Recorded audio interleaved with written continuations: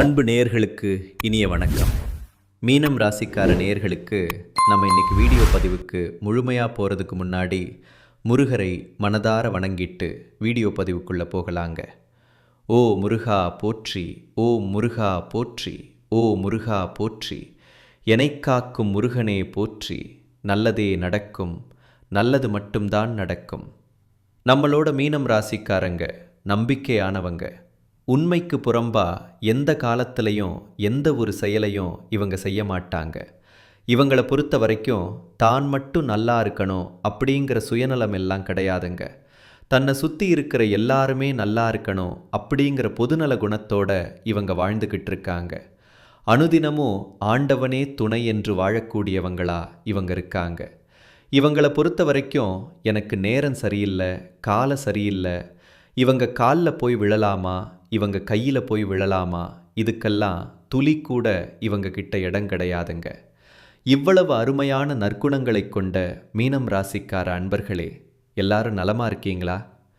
எங்கம்மா நீங்கள் வேற எங்களை பார்த்து இப்படி ஒரு கேள்வி கேட்குறீங்களே, எங்களை பார்த்தா நலமாக இருக்கிற மாதிரியா தெரியுது, நாங்களே ஒவ்வொரு நாளும் கண்ணீர் சிந்திக்கிட்டு இருக்கோம் அப்படின்னு உங்கள் மனசில் நினைக்கிறது எனக்கு புரியுதுங்க. மீனம் ராசிக்காரர்களே, உங்கள் வாழ்க்கையில் இருக்கக்கூடிய கஷ்டங்கள் எல்லாமே கரைஞ்சு போகுது. உங்களுடைய ஆசைகள் கனவுகள் எல்லாமே நிறைவேறப் போகுது. உங்களுடைய உடல்நிலை ஆரோக்கியமாக இருக்க போகுது. திருமணமாகாதவர்களுக்கு திருமண தடை நீங்கி உங்களுக்கேற்ற சரியான வாழ்க்கை துணையோட திருமணம் நடக்க போகுதுங்க. குழந்தை பாக்கியம் இல்லாதவர்களுக்கு குழந்தை பாக்கியம் கிடைக்க போகுதுங்க. பூர்வீக சொத்து ரீதியாக இருந்த அனைத்து பிரச்சனைகளுக்கும் தீர்வு கிடைக்க போகுது. உங்களுக்கு வரவேண்டிய பூர்வீக சொத்து உங்கள் கையில் வந்து சேரப்போகுதுங்க. படித்து முடிச்சுட்டு வேலை தேடிட்டு இருக்க இளைஞர்களுக்கு படிப்புக்கும் தகுதிக்கும் ஏற்றால் போல வேலையெல்லாம் கிடைக்க போகுதுங்க. நம்ம இன்னைக்கு இந்த வீடியோ பதிவில் எதை பற்றி பார்க்க போகிறோம் அப்படின்னு பார்த்தீங்கன்னா, மீனம் ராசிக்காரர்களுக்கு இந்த 2026 எப்படி இருக்க போகுது அப்படிங்கிறத பற்றி தாங்க பார்த்து தெரிஞ்சுக்க போகிறோம். 2026ஆம் ஆண்டு மீனம் ராசி அன்பர்களுக்கு புதிய சொத்துக்கள் சேரும். தள்ளிப்போன காரியங்கள் நிறைவேறும். ஏழரை சனியின் இறுதி ஆட்டம் காரணமாக சில சவால்கள் இருக்கும். குரு பகவான் சுகஸ்தானமான 4வது வீட்டில் சஞ்சாரம் செய்யறதுனால சிறு தடைகள் தாமதங்கள் உண்டாகும். குரு பகவான் மிதுனம் ராசியில் சஞ்சாரம் செய்யறதுனால சொத்து சேர்க்கை, வீடு கட்டும் கனவெல்லாம் நிறைவேறும். குருவின் பார்வை சாதகமான பலன்களை உங்களுக்கு தரப்போகுதுங்க. மீனம் ராசிக்காரர்களே, சனி பகவான் ஜென்ம சனியாக இருக்கிறதுனால வீண் அழைச்சல் உண்டாகும். செலவுகள் கட்டுக்கடங்காமல் போகும். கடினமாக உழைக்க வேண்டி வரும். ராகு பகவான் 12ஆம் வீட்டில் இருக்கிறதுனால பொருளாதாரத்தில் தடங்கல்களை ஏற்படுத்துவார். வீண் விரயச் செலவுகள் ஏற்படும். புதிதாக கடன் வாங்க வேண்டியது வரும். வம்பு வழக்கு பிரச்சனைகள் ஏற்படும். கேது பகவான் 6ஆம் இடத்துல இருக்கிறதுனால நோயையும் கொடுப்பாரு, வெற்றியையும் கொடுப்பாரு. எதை கண்டும் நீங்கள் அச்சப்படக்கூடாதுங்க. பொறுமையாக செயல்பட்டாதான் வாழ்க்கையில் முன்னேற முடியும். எல்லாவற்றையும் பாசிட்டிவாக சொல்லாமல் உள்ளதை உள்ளபடி சொல்ல வேண்டுங்க. வெளிநாட்டு தொடர்பு ஏற்படும். வாழ்வு துணையின் உடல் நடத்தில் கவனம் தேவை. பண விஷயத்தில் எச்சரிக்கையாக இருக்க வேண்டும்.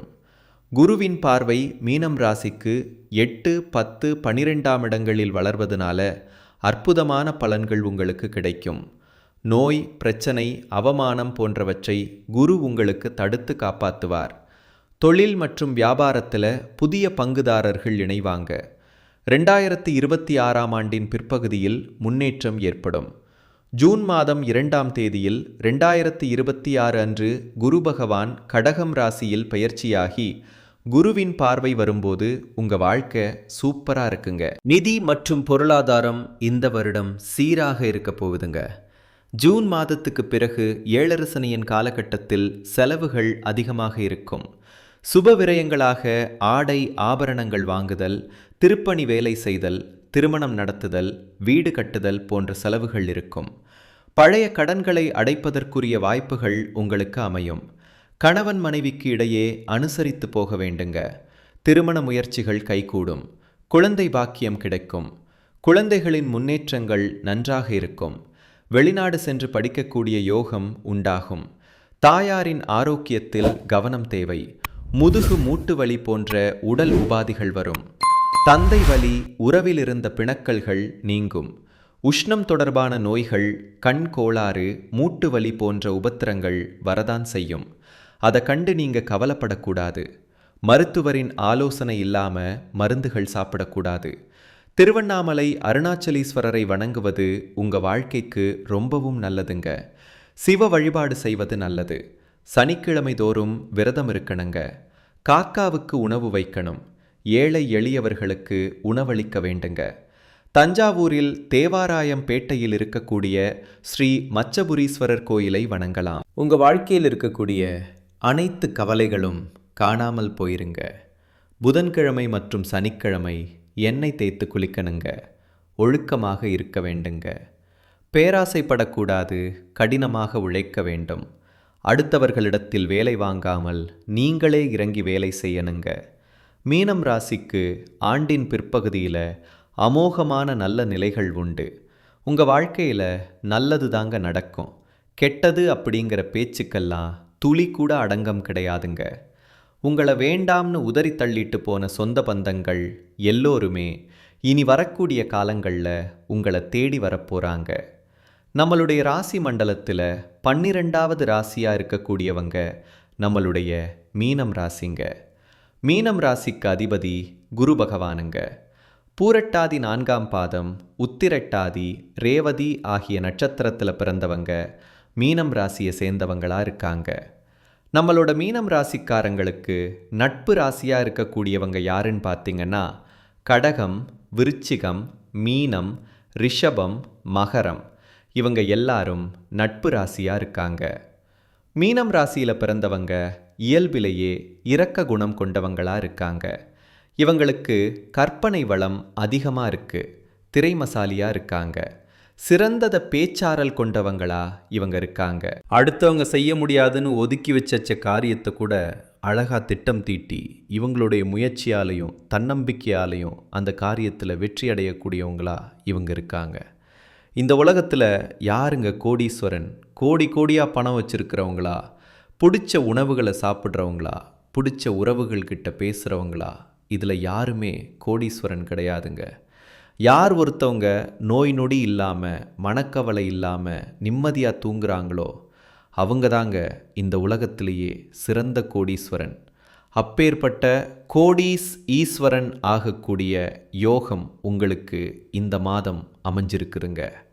உங்கள் வாழ்க்கையில் இனி வரக்கூடிய காலங்களில் கவலை, கண்ணீர் அப்படிங்கிற பேச்சுக்கெல்லாம் துளி கூட இடம் கிடையாதுங்க. இது நாள் வரைக்கும் உங்களுடைய மனசில் இருந்த மனக்கவலைகள் எல்லாம் இனி வரக்கூடிய காலங்களில் காணாமல் போகுதுங்க. நீங்கள் சந்தோஷமான ஆரோக்கியமான வாழ்க்கையை இனி வரக்கூடிய காலங்கள் வாழப் போறீங்க. உங்கள் வாழ்க்கையில் சந்தோஷம் நிலைச்சிருக்க போகுதுங்க. மீனம் ராசிக்காரர்களே, நல்ல நிலையை அடைவது மட்டும் பெரியதல்லங்க, அதை தக்க வைத்து கொள்வது தான் முக்கியங்க. மீனம் ராசிக்காரங்களே, நீங்கள் தியானம் செய்யுங்க. ஒரு வெள்ளத்தாளில் உங்களுக்கு தேவையான நியாயமான கோரிக்கைகளை எழுதுங்க. வேலை கிடைக்கணும், உடல் ஆரோக்கியமாக இருக்கணும், குழந்தைகளோட படிப்பில் முன்னேற்றம் காணப்படணும், திருமணம் நடக்கணும், இந்த மாதிரி எழுதிக்கங்க. அதிகாலையில் 3 மணியிலிருந்து 6 மணிக்குள்ள பிரம்ம முகூர்த்தத்தில் கிழக்கு திசை நோக்கி உட்கார்ந்து உங்களுக்கு வேலை கிடைத்து விட்டது என்று நினச்சி கண்களை மூடி அந்த வேலையில் நீங்கள் எப்படி இருப்பீங்கன்னு ஒரு 10 நிமிடம் நினச்சி பாருங்கள். இதனால் ஏற்படக்கூடிய மகிழ்ச்சியும் அதிர்வலைகளும் உங்களுக்கு நல்ல மாற்றத்தை ஏற்படுத்துங்க. நேரத்தை வீணடிக்காதீங்க.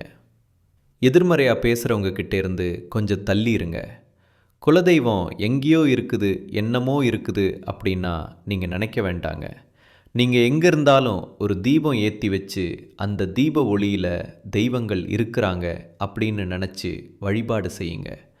குலதெய்வமே தெரியாவிட்டாலும் வீட்டில் தீபம் ஏற்றி வச்சு ஏதாவது ஒரு நல்ல நாளில் குலதெய்வத்தை நினச்சி வழிபாடு செய்யுங்க. குலதெய்வ வழிபாடு குலங்காக்குங்க.